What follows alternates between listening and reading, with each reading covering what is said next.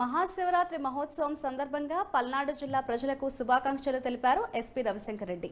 కోటప్ప కొండకు కాలినడకన వెళ్లే భక్తులు మెట్ల మార్గం ద్వారానే వెళ్లాలని తెలిపారు.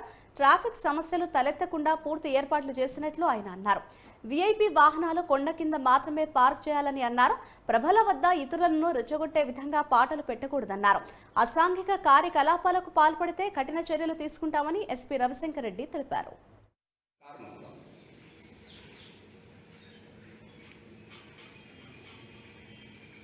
ఈ కార్ పార్కింగ్స్ ఇవ్వండి.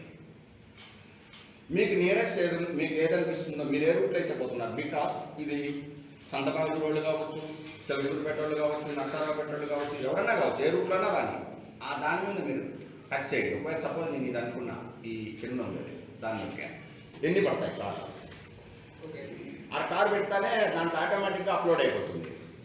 ఎన్ని కార్లు వచ్చినాయి, 200 కార్లు అనుకోండి, అందులో 50 కార్లు వచ్చేసినాయి అనుకోండి, 50 కార్లు ఫిల్ అయిపోయాయి. ఇంకా 150 కార్లకు ప్లేస్ ఉండాలి. మీరు ఆడికి వచ్చి కారు పెట్టుకొని వచ్చేయచ్చు. నూతనంగా ఏర్పడినటువంటి పల్నాడు జిల్లాలో 2వ శివరాత్రి మహోత్సవాలు జరుగుతున్నాయి.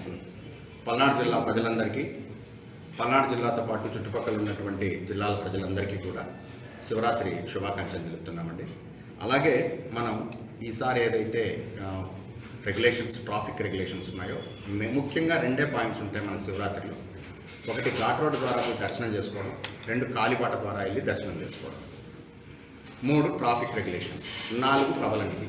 ఈ 4 పాయింట్ల మీదనే ముఖ్యంగా ఈ నర్సరావుపేటలో జరిగే కోటప్ప కొండ తిరునాళ్ళ డిపెండ్ అవుతుంది.